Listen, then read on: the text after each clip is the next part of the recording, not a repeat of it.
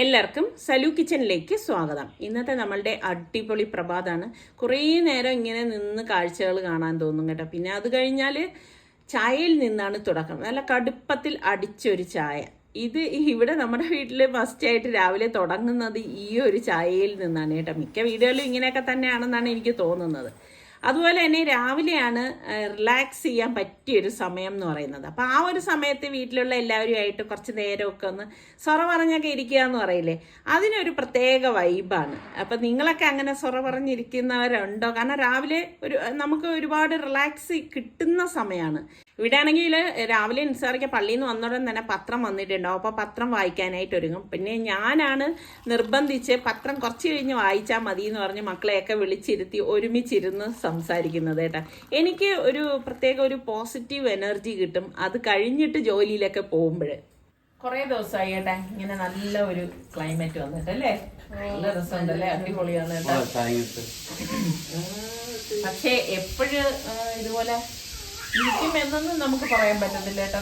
നിപ്പിലായിരിക്കും മഴ ഉണ്ടാവുന്നത്. ഞാൻ ഇതിനു മുൻപ് കുറേ പേരെടുത്ത് ഇങ്ങനെ എവിടെയൊക്കെ മഴയുണ്ടെന്ന് ചോദിക്കുമ്പോഴേ ചില സമയം നിങ്ങൾ നല്ല മഴ എന്ന് പറയുന്ന സമയം ഞാൻ നോക്കുമ്പോൾ നമ്മുടെ ഇവിടെ മഴ ഉണ്ടാവത്തില്ല കേട്ടാ. അങ്ങനെയാണ് ഏറ്റക്കുറച്ചിലുകൾ ഇങ്ങനെ വരുന്നത്. കാര്യം ഞാൻ പറഞ്ഞു, ഭാബിക്ക് ഭയങ്കര സംശയം, സമയം തേർന്നില്ല എപ്പോഴും. ഞാൻ എപ്പോഴും സമയം പ്ലാനിങ് ഇല്ലാത്തതുകൊണ്ടാണ്. അല്ല, നമ്മളെപ്പോഴും ഇപ്പം ഫാബിമോളെ പോലെയുള്ള ഒരുപാട് വ്യൂവേഴ്സ് നമ്മൾക്കിടയിൽ ഉണ്ടാവും. ഇപ്പൊ എല്ലാവർക്കും പെട്ടെന്ന് ചെയ്ത് തീർക്കാൻ കഴിയണം എന്നില്ല, എല്ലാവർക്കും പെട്ടെന്ന് ചെയ്യാൻ പറ്റണമെന്നൊന്നും ഇല്ലല്ലോ. പരാതി പെട്ടെന്ന് തെറ്റ് ഒരു ദിവസം എല്ലാ കാര്യങ്ങളും നമ്മൾ പല കാര്യങ്ങളും വിചാരിക്കൊന്നും നടക്കില്ലല്ലോ. നടക്കും, എല്ലാ കാര്യവും നടക്കും. എങ്ങനെയാണെന്ന് അറിയാമോ? ഓതാനുള്ള സമയം കണ്ടുപിടിക്കാൻ, അതുപോലെ തന്നെ നമ്മൾ പഠിക്കാനുള്ള കുറച്ച് സമയം, അല്ലെങ്കിൽ കൊച്ചുള്ളവരുടെ സത്യമാണ്. പക്ഷെ അതിന്റെ ഇടയ്ക്ക് സമയം തികയുന്നില്ല. അല്ലാതെ സ്പീഡിന്റെ കാര്യമില്ല, സ്പീഡൊക്കെ ആയി കഴിഞ്ഞു. ഫാബിയോളെ സംബന്ധിച്ച് ഇപ്പൊ കുഞ്ഞിന്റെ കേസിലൊന്നും ഒരു പറയും ചെയ്യേണ്ട കാര്യം. ഞാനാണ് കൂടുതൽ സമയം കൊച്ചുമായിട്ടിരിക്കും. അങ്ങനെയൊന്നുമല്ല, നമ്മൾ അങ്ങനെയൊന്നും ഇത് ചെയ്യണ്ട. അപ്പൊ ഞാൻ എപ്പോഴും ഫാബിയോളുടെ അടുത്ത് പറയും കേട്ടോ, ഈ ഫാബിയോളുടെ പ്രായത്തിലൊക്കെ ആണെങ്കിൽ എനിക്ക് സൽമാൻ എനിക്കൊന്ന് അന്ന് 3 വയസ്സെങ്ങാണ്ട് ഉണ്ട്. അപ്പൊ നമ്മൾ ഒറ്റയ്ക്ക് പോയല്ലേ കാര്യങ്ങളൊക്കെ ചെയ്തത്. അപ്പൊ നമ്മൾക്ക് ഒരു പ്ലാനിങ് എപ്പോഴും വേണം. ഇപ്പൊ നാളെ എന്തെങ്കിലും ഉണ്ടാക്കണം എന്നുണ്ടെങ്കിൽ നമ്മളിപ്പം പറഞ്ഞില്ല, നമുക്കൊരു കാര്യം ചെയ്യണമെങ്കിൽ ഇപ്പൊ നമുക്ക് അത് സാധ്യമാവില്ലാന്ന് തോന്നിയാൽ തലേ ദിവസം ഇപ്പൊ കട്ട് ചെയ്യാനുള്ളതൊക്കെ ആണെങ്കിൽ, ഇപ്പൊ മോളെ സംബന്ധിച്ച് അതൊന്നും വരുന്നില്ല, തലേ ദിവസം ആണെങ്കിൽ നമുക്ക് വെജിറ്റബിൾസ് ഒക്കെ ആണെങ്കിൽ കട്ട് ചെയ്ത് വെക്കാം. പിന്നെ അങ്ങനെയൊക്കെയുള്ള രാവിലെ ചെയ്ത് തീർക്കേണ്ട കുറെ പണികളൊക്കെ നമുക്ക് തലേ ദിവസം അത് പ്ലാനിങ്ങോടുകൂടി ചെയ്ത് കഴിഞ്ഞാൽ നമുക്ക് പിറ്റേ ദിവസം ഒരുപാട് സമയം കിട്ടും. കാരണം എല്ലാ ഇപ്പൊ മിക്സി, പ്രോസസർ, അത് ഇത് ഗ്രൈൻഡർ എന്ന് വേണ്ട എല്ലാ സംഭവങ്ങളും ഉള്ളത് കൊണ്ട് നമുക്ക് അങ്ങനെ സമയമുണ്ട്. അപ്പൊ ഞാൻ ഇടയ്ക്കൊക്കെ ഇങ്ങനെ ഫാബിയോൾ ഓരോ കാര്യം പറയുമ്പോൾ ഞാൻ പറയാറുണ്ട്, അപ്പൊ പഴയ തലമുറയെ അവരെ എത്ര പുകഴ്ത്തിയാലും മതി വരില്ല. അവരൊക്കെ അമ്മിയില് അരച്ചും ആട്ടുകല്ലിലാട്ടിയും പിന്നെ മുറ്റടിച്ചും, അന്നത്തെ തലമുറയിലുള്ളവരൊക്കെ എത്രമാത്രം അധ്വാനികളായിരുന്നു. അപ്പൊ നമ്മളൊന്നും അധ്വാനികളേ അല്ല, നമ്മളൊക്കെ ശരിക്കും മടിച്ചികൾ എന്ന് വേണം പറയാം. എന്ത് പറയാം, നിങ്ങളുടെ അഭിപ്രായം എങ്ങനെയാണ്? അതെ, പണ്ടത്തെ കാലത്ത് രോഗമില്ല. ഇപ്പോഴ് രോഗങ്ങളില് അതിന്റെ അവസ്ഥകളിൽ തന്നെ മാറ്റങ്ങൾ വരുന്നു. കുറെ കാര്യങ്ങളും ഒക്കെ ഉണ്ട്. പക്ഷെ എല്ലാത്തിനും വേണ്ടത് നമുക്ക് ടൈം മാനേജ്മെന്റ് ആണ്. നമുക്കൊരു ഉള്ളിലൊരു ദൃഢനിശ്ചയം. എന്തേടെ മറുപടി ഇല്ലാതിരിക്കണത്? ചോദിക്കണ്ടായിരുന്നു. നമുക്കൊരു മനസ്സിലൊരു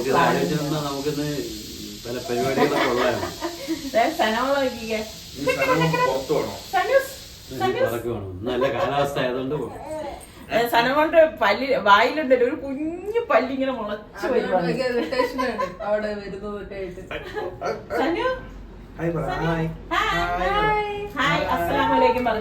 മെയിൻ പരിപാടി എപ്പോഴെന്നറിയോ? എന്നെ കൊണ്ടും രാവിലെ ഈ ചെടിയുടെ അടുത്തൊക്കെ അവിടെ നിൽക്കുന്നെങ്കിൽ അവൾ ആക്ഷൻ കാണിക്കും. അപ്പൊ ആക്ഷൻ കേൾക്കുമ്പോ നമുക്ക് ചെടി, പൂവ്, കിളി, കാക്ക ഇതൊക്കെ ഭയങ്കര. കാക്ക എന്നൊക്കെ പറഞ്ഞ ഉടമ്പ് ആകാശത്തോട്ട് പോകും. അപ്പൊ ഇത്രയൊക്കെ ഉള്ളു കേട്ടാ. എന്താണ് ഇത്രയൊക്കെ ഉള്ളു കാര്യങ്ങള് പറഞ്ഞാൽ ഒരുപാട് കാര്യങ്ങൾ. ചായ തന്നിട്ട് ഇത്രയും കൊല്ലണ്ടായിരുന്നു. Breakfast variety. അതാണ് സസ്പെൻസ് ആക്കി ചെയ്യുന്നത്. വെറൈറ്റി. ഇപ്പം നിസറയ്ക്ക് ഒരു ആവശ്യമായിട്ട് ഒരാളിനെ കാണാനായിട്ട് പോയതാണ്. അപ്പം എൻ്റെ ഡ്യൂട്ടിയായി സനമോളെ ഇങ്ങനെ കൊണ്ട് നടന്ന് കാണിക്കുന്നത്. ഞാനെന്ത് ചെയ്യുന്ന സനമോളെ വെച്ചിട്ട് അവൾക്ക് ഇങ്ങനെ ഈ ചെടിയൊക്കെ തൊട്ട് നോക്കാൻ ഇഷ്ടമാണ് കേട്ടോ. തൊട്ട് അറിഞ്ഞും മണത്തറിഞ്ഞും ഒക്കെ പഠിക്കണ്ടേന്ന് കരുതിയിട്ട് ഞാൻ ഇങ്ങനെയൊക്കെ കാണിച്ചു കൊടുക്കും കേട്ടോ. എനിക്ക് ഭയങ്കര ഇഷ്ടമാണ് പിള്ളേരെയും കൊണ്ട് ഇങ്ങനെ ഇതുപോലെ നടക്കുക എന്നുള്ളത്. അപ്പം എനിക്ക് ഈ പറഞ്ഞ മാതിരി കൈവേദന ആയതുകൊണ്ടാണ് അധികം ഞാൻ സനമോളെ അങ്ങനെ എടുക്കാത്തത്. പക്ഷേ എനിക്ക് ഏറ്റവും ഇഷ്ടം ഏതാണെന്ന് ചോദിച്ചാൽ കൊച്ചു കുഞ്ഞുങ്ങളെ ഇങ്ങനെ എടുത്തുകൊണ്ട് നടക്കുന്നതാണ്. ഞാൻ എപ്പോഴും പറയും, ഇപ്പോഴും എനിക്ക് ഈ സുൽത്താനെ റിസ്വാനെയൊക്കെ എടുത്തുകൊണ്ട് നടന്ന ആ ഒരു കൊതിയുണ്ടല്ലോ, അത് ഇന്നും എനിക്ക് തീർന്നിട്ടില്ലല്ലോ. അവരൊക്കെ പെട്ടെന്ന് അങ്ങ് വലുതായല്ലോ എന്നൊക്കെ ഞാൻ പറയും. അപ്പം എന്തായാലും ഇപ്പൊ ഒരു സനമോളുണ്ടല്ലോ നമുക്കൊപ്പം. അപ്പൊ ഇന്നത്തെ ബ്രേക്ക്ഫാസ്റ്റ് ഞാൻ തയ്യാറാക്കാൻ ഉദ്ദേശിക്കുന്നത് ആറ്റംബർഗ് മിക്സർ ഗ്രൈൻഡറിലാണ്. മറ്റ് മിക്സികളെ അപേക്ഷിച്ച് ഇതിനൊരു പ്രത്യേകതയുണ്ട്. അതെന്താണെന്ന് ഞാൻ വഴിയെ പറഞ്ഞുതരാം. ഇതിൽ നമുക്ക് 4 ജാറുകളാണ് ഉള്ളത്. അപ്പം നമുക്ക് അരയ്ക്കാം, പൊടിക്കാം, ചോപ്പ് ചെയ്യാം എന്ന് വേണ്ട എല്ലാ സംഭവങ്ങളും നമുക്കിതിൽ ചെയ്യാം. ഇത് വന്നിട്ട് ഫസ്റ്റ് ജാറാണ്, ലിക്വിഡൈസിങ് ജാർ കേട്ടോ.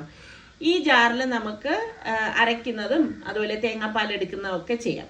ഇത് രണ്ടാമത്തെ ജാറാണ്, മൾട്ടിപർപ്പസ് ജാറാണ് കേട്ടോ. എന്ത് വേണമെങ്കിലും നമുക്കിതിൽ ചെയ്യാം. ഇതിൻ്റെ ഉൾഭാഗം എന്താ കണ്ടോ, ഇതുപോലെയാണ് ഇരിക്കുന്നത്. അപ്പോൾ കുറച്ച് ക്വാണ്ടിറ്റി ഒക്കെ ആണെങ്കിൽ നമുക്ക് ഇതിലിട്ട് ചെയ്യാവുന്നതാണ്. അതുപോലെ തന്നെ ഇതിൽ റബ്ബർ ഗ്യാസ്കറ്റ് ഉള്ളത് കൊണ്ട് തന്നെ നമുക്ക് ലീക്കൊന്നും ഉണ്ടാകത്തില്ല. പിന്നെ ആൻറ്റി ഗ്രാവിറ്റി ലോക്കാണ്. അപ്പം നമ്മളിങ്ങനെ ലിഡ് പിടിച്ചോണ്ട് നിൽക്കേണ്ട ആവശ്യമൊന്നുമില്ല. മറ്റു ചില മിക്സികൾക്ക് കണ്ടിട്ടില്ലേ. അപ്പോൾ ഇത് കണ്ടോ, ഇത് വന്നിട്ട് നമ്മുടെ ചോപ്പറാണ്. ഇപ്പം നമുക്ക് വെജിറ്റബിൾസ് ഒക്കെ ചോപ്പ് ചെയ്യാൻ നല്ല യൂസ്ഫുൾ ആണ് കേട്ടോ. നല്ല ക്യൂട്ടാണ്, നമുക്ക് ഉപയോഗിക്കാൻ നല്ല ഈസിയാണ്. ചട്നി ആൻഡ് സ്പൈസ് ഗ്രൈൻഡിങ് ജാറാണിത്. ഇപ്പം നമുക്ക് മസാലയൊക്കെ പൊടിക്കാൻ ആ ഒരു ജാറാണ് ഉപയോഗിക്കുന്നത്. കാണാൻ തന്നെ നല്ല ക്യൂട്ടാണ് കേട്ടോ. അപ്പം ഞാൻ 2 മണിക്കൂർ വെള്ളത്തിലിട്ട് കുതിർത്ത് അരി ഊറ്റിയെടുത്ത് വെച്ചിട്ടുണ്ട് നമ്മുടെ ഇന്നത്തെ റെസിപ്പിക്ക് വേണ്ടിയിട്ട്. എനിക്കിതിനിപ്പം ഒന്ന് തരിപ്പായിട്ട് വേണം പൊടിച്ചെടുക്കാനുള്ളത്. അപ്പം ഞാൻ മറ്റ് മിക്സികളെക്കാളും ഇതിനൊരു പ്രത്യേകത ഉണ്ടെന്ന് പറഞ്ഞില്ലേ. ആറ്റംബർഗ് മിക്സർ ഗ്രൈൻഡറിൻ്റെ പ്രത്യേകതയാണ് ഗ്രൈൻഡ് ചെയ്യാൻ ഉപയോഗിക്കുന്ന കോഴ്സ് മോഡ്. അപ്പോൾ ഇത് നമുക്ക് ഈ ഇതുപോലെ വെച്ചിട്ട് നമുക്ക് കോഴ്സ് മോഡിലിട്ട് അടിച്ചെടുക്കാൻ പറ്റും. പിന്നെ ഇതിൽ പൾസ് ഉണ്ട്, കോഴ്സ് മോഡുണ്ട്, പിന്നെ മറ്റ് ഫങ്ഷൻസ് നോർമലി ഉള്ളതുണ്ട്. അപ്പം നമുക്ക് ആദ്യം ഞാൻ പൾസ് കൊടുത്തിട്ടാണ് ഇതൊന്ന് കാണിച്ചു തരാം കേട്ടോ, എങ്ങനെയാണെന്നുള്ളത്. പൾസ് കൊടുക്കുമ്പോൾ നമുക്ക് കറക്റ്റ് രീതിക്ക് തന്നെ അത് പൾസായി കിട്ടും. അപ്പം എന്ത് സംഭവമാണ് നമുക്ക് വേണ്ടത്, പൾസ് വേണമെങ്കിൽ അങ്ങനെ ചെയ്യാം. പിന്നെ എനിക്കിപ്പോൾ കോഴ്സ് മോഡാണ് വേണ്ടത്. അപ്പം ഞാൻ കോഴ്സ് മോഡിലിട്ടപ്പോഴേക്ക് അത് കറക്റ്റ് നമുക്ക് വേണ്ട രീതിയിൽ തന്നെ റെഡിയായി കിട്ടും. ഇപ്പം ഞാൻ കാണിച്ചു തരാം. ഇതാ കണ്ടോ. അപ്പോൾ സൈഡൊന്ന് ഒതുക്കിയ ശേഷം ഞാൻ നോക്കുകയാണ്. കറക്റ്റ് കോഴ്സ് മോഡ്, അധികം ടൈമൊന്നും എടുത്തിട്ടില്ല കേട്ടോ. നിങ്ങൾ കണ്ടതല്ലേ, നല്ല കറക്റ്റായിട്ട് എനിക്ക് കിട്ടിയിട്ടുണ്ട്. അപ്പോൾ ഇത് നല്ല ഒരു അഡ്വാൻറ്റേജ് ആണ് അല്ലേ. മാർക്കറ്റിലുള്ളതിൽ വെച്ച് വൺ ഓഫ് ദി ബെസ്റ്റ് എന്ന് തന്നെ പറയാം. ഇതാ കണ്ടോ, കറക്റ്റായിട്ട് നമുക്ക് ഇത് കിട്ടിയിട്ടുണ്ട്. അപ്പം ഞാൻ കുറച്ച് ഐറ്റംസ് ഒക്കെ ഇവിടെ എടുത്ത് വെച്ചിട്ടുണ്ട്. അപ്പം ഞാൻ കാണിച്ചു തരാം എന്താണ് ഞാനിന്ന് തയ്യാറാക്കാൻ പോകുന്നത്.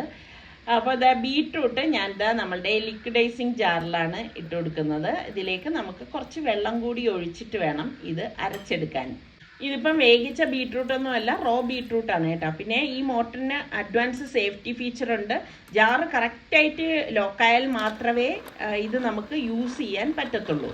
എനിക്ക് മറ്റ് ബ്രാൻഡുകളൊക്കെ വെച്ച് നോക്കുമ്പം വളരെ സൗണ്ട് കുറഞ്ഞതായിട്ടാണ് എനിക്ക് ഫീൽ ചെയ്തിട്ടുള്ളത് കേട്ടോ. ഇതാ കണ്ടോ, നമുക്ക് വേണ്ട രീതിയിൽ ഇത് അരച്ചെടുത്തത് ഞാനിത് അരിച്ചെടുക്കുകയാണ് കേട്ടോ. അപ്പം ഇത് നല്ല രീതിയിൽ നമുക്ക് ബ്ലെൻഡ് ചെയ്തെടുക്കാൻ പറ്റും. ഇപ്പോൾ കുട്ടികൾക്കൊക്കെ ജ്യൂസ് തയ്യാറാക്കണമെങ്കിൽ തന്നെ വളരെ ഈസിയാണ് കേട്ടോ. അപ്പം അടുത്ത് ഞാൻ ചോപ്പ് ചെയ്യാനായിട്ട് പോകുന്നത് ക്യാരറ്റാണ്. അപ്പം ക്യാരറ്റ് ഇതിലേക്കിട്ട ശേഷം നമുക്ക് ഇതൊന്ന് ചോപ്പ് ചെയ്തെടുക്കാം. അപ്പം നമ്മൾ കൈകൊണ്ടൊക്കെ അരിഞ്ഞെടുക്കുന്നതിൽ നിന്നും വളരെ ഫാസ്റ്റായിട്ട് നമുക്ക് ഉദ്ദേശിക്കുന്ന രീതിയിൽ ഇത് നമുക്ക് ചോപ്പ് ചെയ്തെടുക്കാൻ സാധിക്കും. ഇതാ കണ്ടോ, നല്ല ഫൈനായിട്ട് ഇവിടെ ഞാൻ ചോപ്പ് ചെയ്തെടുത്തിട്ടുണ്ട്. ഇപ്പം ഞാൻ ഇറച്ചിതേ ഈ ചട്നി ജാറിലേക്ക് ഇട്ടിട്ട് ഒന്ന് ഷ്രെഡ് ചെയ്തെടുക്കുകയാണ്. ശരിക്കും നമുക്ക് കട്ട്ലറ്റിനൊക്കെ എടുക്കാൻ ഈ ഒരു ജാർ ഉപയോഗിക്കാം കേട്ടോ. അപ്പം വളരെ വേഗം പറ്റും. ശരിക്ക് 1000 വാട്ടുകാരൻ ചെയ്യുന്ന അതേ കാര്യമാണ് ഈ 550 വാട്ടുകാരൻ ചെയ്തു തരുന്നത്. അപ്പം നമ്മൾ എന്താണ് ഉണ്ടാക്കാൻ പോകുന്നതെന്ന് ഇതുവരെ പറഞ്ഞില്ലല്ലോ. അപ്പം ഞാൻ ഇന്ന് വെറൈറ്റി പുട്ടാണ് തയ്യാറാക്കുന്നത്. അപ്പം മാവെടുത്ത ശേഷം നമ്മൾ അരിച്ചെടുത്ത ബീട്രൂട്ടിന്റെ ജ്യൂസ് ഉണ്ടല്ലോ അത് കുറേശ്ശെ ഇതിലേക്ക് ഒഴിച്ചിട്ട് ഒന്ന് നനച്ചു കൊടുക്കാം. സാധാരണ പുട്ടിന് നനയ്ക്കുന്നത് പോലെ തന്നെയാണ് നമ്മളിത് നനച്ചെടുക്കുന്നത്. അപ്പോൾ വെള്ളം കൂടിപ്പോവാതിരിക്കാൻ ശ്രദ്ധിക്കണം. അപ്പം നമ്മൾ ഇതുപോലെ കുറേശ്ശെ ഇതിലേക്ക് ഒഴിച്ചിട്ട് നനച്ചെടുക്കാവൂ, അല്ലെങ്കിൽ കട്ട കെട്ടാനുള്ള സാധ്യത ഒരുപാട് കൂടുതലാണ്. അപ്പം ഞാൻ ഇതുപോലെ ഇട്ട ശേഷം ഒന്ന് ഇതുപോലെ എല്ലാം ഒന്ന് നനച്ചു കൊടുക്കണം കേട്ടോ. അപ്പം ആ നനച്ച മാവ് ഞാനൊന്ന് മാറ്റി വെക്കുകയാണ്. അടുത്ത് നമുക്ക് ക്യാരറ്റ് പുട്ടിന് വേണ്ടിയിട്ട് ക്യാരറ്റ് ചോപ്പ് ചെയ്തില്ലേ അത് നമുക്ക് ഈ മാവിലേക്ക് ഇട്ടിട്ട് കുറച്ച് വെള്ളം ഒഴിച്ചിട്ട് ഒന്ന് മിക്സ് ചെയ്ത് കൊടുക്കാം. ക്യാരറ്റിൽ മാത്രം നമുക്കിത് നനച്ചെടുക്കാൻ പറ്റത്തില്ല, അതുകൊണ്ടാണ് ഇത് ഒരുമിച്ച് എടുത്തിട്ട് ഇതുപോലെ ഒന്ന് മിക്സ് ചെയ്ത് കൊടുക്കുന്നത്. അപ്പം നമ്മൾ ഇതുപോലെ വെള്ളം കുറേശ്ശെ ഒഴിക്കാൻ പ്രത്യേകം ശ്രദ്ധിച്ചേക്കണം, എങ്കിൽ മാത്രമേ കറക്റ്റ് കിട്ടത്തുള്ളൂ. അപ്പൊ അടുത്ത് നമുക്ക് ഇറച്ചിപ്പുട്ടിന് വേണ്ടിയിട്ട് ആദ്യം തന്നെ മാവ് ഒന്ന് കുറേശ്ശെ വെള്ളം ഒഴിച്ച് ഒന്ന് നനച്ചു കൊടുക്കാണ്. കാരണം ഇതിലിപ്പോൾ വെള്ളത്തിന്റെ അംശം കിട്ടാനുള്ള സാധ്യത കുറവായതുകൊണ്ടാണ് ആദ്യം തന്നെ നമ്മൾ പുട്ടിന് നനയ്ക്കുന്നത് പോലെ നനച്ചെടുക്കുന്നത്. ഇതുപോലെ ഒന്ന് നനച്ചെടുത്ത ശേഷമാണ് നമ്മൾ ഇതിലേക്ക് മിക്സ് ചെയ്ത ഇറച്ചിയും കൂടി ഇട്ടിട്ട് എല്ലാം കൂട്ടിയിട്ട് നന്നായിട്ടൊന്ന് മിക്സ് ചെയ്ത് കൊടുക്കും. അപ്പൊ പുട്ടിന്റെ എല്ലാ ഭാഗത്തും ഇതിന്റെ എല്ലാ ടേസ്റ്റും കിട്ടണം എന്നുള്ള രീതിക്കാണ് നമ്മൾ ഇങ്ങനെ ചെയ്തെടുക്കുന്നത് കേട്ടോ. അല്ലെങ്കിൽ നമ്മൾ ചെയ്യുന്നത് ലെയർ ചെയ്തിട്ടാണ് എടുക്കുന്നത്. അപ്പൊ ലാസ്റ്റ് നമ്മൾ ഒരു സ്വീറ്റ് പുട്ടാണ് റെഡിയാക്കുന്നത്. അപ്പൊ അതിന് വേണ്ടിയിട്ട് നമ്മൾ ഇതുപോലെ തന്നെ മാവ് ആദ്യം ഒന്ന് നനച്ചെടുക്കും. നനച്ചെടുത്ത ശേഷം നമ്മൾ ഏത്തപ്പഴം ഒന്ന് നെയ്യിൽ വരട്ടിയതാണ് കേട്ടോ, അതും കൂടി ഇതിലേക്ക് ഇട്ടിട്ട് നന്നായിട്ടൊന്ന് മിക്സ് ചെയ്ത് കൊടുക്കുക. അപ്പൊ നെയ്യിൽ വരട്ടിയത് കൊണ്ട് തന്നെ ഏത്തപ്പഴം ഉടഞ്ഞു കിട്ടാനുള്ള സാധ്യതയും കൂടുതലാണ്. അപ്പൊ അത് നല്ല ഒരു നമ്മളെ ടേസ്റ്റ് കിട്ടും നമ്മളുടെ പുട്ടിന്. അപ്പൊ അതായത് കണ്ടോ ഇതുപോലെ ഒന്ന് എല്ലാം ചേർത്തിട്ട് ഒന്ന് മിക്സ് ചെയ്ത് വെക്കാണ്. ഇനിയിപ്പം വേറെ പണികളൊന്നുമില്ല, നമുക്ക് പെട്ടെന്ന് തന്നെ പുട്ട് റെഡിയാക്കി എടുക്കാവുന്നതേ ഉള്ളൂ. അപ്പൊ ഞാൻ ഇവിടെ പുട്ടുകുറ്റി എടുത്തിട്ടുണ്ട്. ഇതിലേക്ക് നമുക്ക് ആദ്യം തന്നെ തേങ്ങ ഇട്ട് കൊടുക്കാം. അപ്പൊ തേങ്ങ ഇടാതെ ഉപയോഗിക്കുന്നവർക്ക് അങ്ങനെ ചെയ്യാം, പക്ഷെ തേങ്ങ ഇട്ടിട്ടൊക്കെ പുട്ടുണ്ടാക്കുമ്പോൾ നല്ല ടേസ്റ്റ് അല്ലേ? നിങ്ങൾക്ക് എങ്ങനെ തേങ്ങ ഇട്ട പുട്ടാണോ ഇഷ്ടം, തേങ്ങ ഇടാത്തതാണോ ഇഷ്ടം? അപ്പൊ ഞാനത് ബീട്രൂട്ടിന്റെ മിക്സ് ചെയ്ത പൊടി ഇട്ട ശേഷം വീണ്ടും കുറച്ച് തേങ്ങ ഇട്ട് കൊടുത്തു. വീണ്ടും ഈ പൊടി ഇതിലേക്ക് ഇട്ടിട്ട് ലാസ്റ്റ് നമുക്ക് വീണ്ടും ഒന്ന് തേങ്ങ വെച്ച് കൊടുക്കാം. ഞാൻ പറഞ്ഞില്ലേ, പിന്നെ എല്ലാം നമ്മൾ നോർമലി പുട്ടുണ്ടാക്കുന്നത് പോലെ തന്നെ നമ്മൾ റെഡിയാക്കി എടുക്കുന്നതാണ്. അപ്പൊ ഇനി ഇതൊന്ന് നമുക്ക് അടച്ച് ആവിയേറ്റി എടുക്കണം. എപ്പോഴും ഒരേ രീതിക്ക് പുട്ടുണ്ടാക്കുന്നതിൽ നിന്നും കുറച്ച് വ്യത്യസ്തമായിട്ട് നമ്മൾ ഇടയ്ക്കൊക്കെ ഇതുപോലെ ഉണ്ടാക്കിയാൽ കഴിക്കാനും നല്ല ടേസ്റ്റ് ആയിരിക്കും, കാണാനും നല്ല കൗതുകമായിരിക്കും. അപ്പൊ ഇനിയിപ്പം ആവി വരണം. ആവി വന്നിട്ടുണ്ട്. പുട്ട് റെഡിയാവുന്നത് ഞാൻ മാറ്റി കൊടുക്കാണ്. പിന്നെ ആറ്റംബർഗ് എന്ന് പറയുന്നത് നമുക്ക് പരിചിതമായ ഒരു ബ്രാൻഡാണ്. അപ്പൊ ഇതിന്റെ ഫാനൊക്കെ നമ്മൾ നല്ല ക്വാളിറ്റി ഉള്ളതാണെന്നൊക്കെ എല്ലാവർക്കും അറിയാമല്ലോ. അപ്പൊ ആ കമ്പനിയുടെ തന്നെയാണ് ഇവരിപ്പോ സിനോവ മിക്സർ ഗ്രൈൻഡറും ഇറക്കിയിരിക്കുന്നത്. പിന്നെ ഒരു പ്രത്യേകത ഉള്ളത് ഇത് മെയ്ഡ് ഇൻ ഇന്ത്യ ആണെന്നുള്ളതാണ്. അപ്പൊ കണ്ടോ, ഇതിപ്പോ നമ്മൾ ലെയർ ചെയ്താണ് എടുക്കുന്നതെങ്കിൽ ഇത് പൊടിഞ്ഞു പോകത്തൊന്നുമില്ല. പക്ഷെ ഇവിടെ സലൂനൊക്കെ ഇത് മിക്സ് ചെയ്ത് വേണം എന്ന് പറഞ്ഞുകൊണ്ടാണ് ഞാൻ എല്ലാം കൂടി മിക്സ് ചെയ്തിട്ട് വെച്ചത്. അതുകൊണ്ട് മാത്രമാണ് ഇതിപ്പോ ഇതുപോലെ പൊടിഞ്ഞു പോകുന്നത് കേട്ടോ. അപ്പൊ നിങ്ങൾക്ക് എങ്ങനെയാണോ ഇഷ്ടം ആ രീതിയിൽ റെഡിയാക്കി എടുക്കാം. അങ്ങനെ ഇപ്പൊ നമ്മൾ പുട്ട് കഴിക്കാൻ പോവാണ്. അപ്പൊ നമ്മളുടെ സനമോളും ഇങ്ങനെ വന്ന് നിൽക്കുന്നുണ്ട് കേട്ടോ. ഇപ്പൊ ചെറുതായിട്ടൊക്കെ ഇതുപോലെ നമ്മൾ കഴിക്കുന്ന അവസരങ്ങളിലൊക്കെ സനമോൾക്കും ഇതുപോലെ ഏത്തപ്പഴവും ഒക്കെ ഒന്ന് ഉടച്ച് വായിൽ വെച്ചു കൊടുക്കും. വളരെ കുറച്ചേ അവളിങ്ങനെ കഴിക്കാറുള്ളൂ കേട്ടോ. പക്ഷെ എന്തും ഇതുപോലെ നിങ്ങൾ ഈ ഒരു രീതിയിൽ ഉണ്ടാക്കി നോക്കും. നല്ല അടിപൊളി പുട്ടുകളാണ്. നല്ല നിങ്ങളുടെ മക്കളുടെ ഫ്ലേവർ എന്താണോ അവർക്ക് ഇഷ്ടം അതിന്റെ ഫ്ലേവർ അനുസരിച്ച് നിങ്ങൾ തയ്യാറാക്കിയാൽ മതി. നല്ല ടേസ്റ്റ് ആണ് കേട്ടോ. ഇന്നിപ്പം ഓരോരുത്തർക്ക് അവരവർക്ക് ഇഷ്ടമുള്ള പുട്ടാണ് എടുത്തത് കേട്ടോ. അങ്ങനെ ഒരു പ്രത്യേകത കൂടി നമുക്ക് തയ്യാറാക്കി എടുക്കാം. ഓരോരുത്തരുടെ ഇഷ്ടങ്ങൾക്കനുസരിച്ച് ഈസിയല്ലേ ഇത് ഉണ്ടാക്കിയെടുക്കാൻ. പുട്ടാവുമ്പോഴാണ് ഉള്ള ഗുണം എന്ന് പറഞ്ഞാൽ പെട്ടെന്ന് അത് റെഡിയായി കിട്ടും. 2 മിനിറ്റ് ആവി വന്നു കഴിഞ്ഞാൽ പുട്ട് റെഡിയാണ്. നമ്മൾ ഉച്ചയ്ക്ക് ഊണൊക്കെ കഴിഞ്ഞ ശേഷം ഒന്ന് പുറത്തേക്ക് ഇറങ്ങി. മോളെയൊക്കെ കൊണ്ട് പുറത്തേക്കൊക്കെ പോയിട്ട് കുറച്ച് ദിവസം ആയില്ലേ. അങ്ങനെ സനമോളെ കൊണ്ടുവന്ന് ഇരുത്തിയപ്പോഴേക്ക് നോക്കിക്കുക അവളുടെ സീറ്റിലാണ്. അവള് റോബോട്ട് കണക്കിരിക്കുകയാണ്. അപ്പം ഈ നല്ല കാലാവസ്ഥ ആയതുകൊണ്ട് തന്നെ ഇപ്പൊ പുറത്തൊക്കെ പോകാൻ നല്ല മൂഡായിരിക്കും. അപ്പൊ ഞാന് ഇതുപോലെ നമ്മൾ പുറത്ത് പോകുന്നതിൻ്റെയൊക്കെ വീഡിയോ പോസ്റ്റ് ചെയ്യുമ്പോഴേക്ക് പലരും എൻ്റെ അടുത്ത് ഇങ്ങനെ കമന്റ്സിലൂടെ പറയും, കാശുള്ളവർക്ക് അത് കൊള്ളാം, നിങ്ങൾക്ക് എവിടെ വേണമെങ്കിലും പോവാലോ, ഇങ്ങനെയൊക്കെ പറയും. പക്ഷെ അതൊക്കെ തെറ്റായ ധാരണയാണെന്നേ. കാരണം കാശൊന്നും ഇതൊരു മാനദണ്ഡമൊന്നുമല്ല. ഇപ്പൊ നമുക്ക് ബസ്സിൽ കയറി വേണമെങ്കിൽ നമുക്ക് ഒരു സ്ഥലത്തേക്ക് പോകണം എന്ന് വിചാരിച്ചാൽ പോകാൻ പറ്റും.